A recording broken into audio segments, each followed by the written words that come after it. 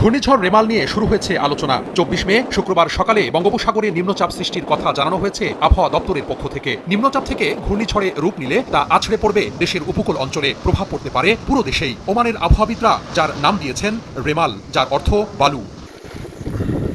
এর মধ্যেই চট্টগ্রাম, খুলনার মংলা, পটুয়াখালীর পায়রা এবং কক্সবাজারের মাতারবাড়ি সমুদ্র বন্দরে ১ নম্বর দূরবর্তী সতর্ক সংকেত দেখাতে বলেছে আবহাওয়া অফিস। মাছ ধরার যানগুলোকে গভীর সমুদ্রে না যেতে নির্দেশও দেওয়া হয়েছে। রেমাল যদি আঘাত হানে তবে বাংলাদেশের সুন্দরবন সংলগ্ন খুলনা ও পটুয়াখালীর খেপুপাড়ার উপকূলের দিকেই প্রথমে আঘাত হানতে পারে বলে ধারণা করছেন আবহাওয়াবিদরা। এর গতিবেগ হতে পারে ঘন্টায় ১২০ থেকে ১৩০ কিলোমিটার। কখন ও কবে নাগাদ আঘাত হানতে পারে তা এখনো সুস্পষ্ট বোঝা যাচ্ছে না উল্লেখ করে আবহাওয়া বিশেষজ্ঞরা বলছেন, আগামী রোববার রাতে আঘাত হানতে পারে ঘূর্ণিঝড় রেমাল। তবে এর সম্মুখভাগ রোববার দুপুরের দিকেই আসতে পারে বলে ধারণা করছেন তারা। ঘূর্ণিঝড়টি আঘাত হানতে পারে উপকূলের অনেক বড় এলাকা জুড়ে, এতে ক্ষয়ক্ষতি বেশি হওয়ার আশঙ্কা করছেন বিশেষজ্ঞরা।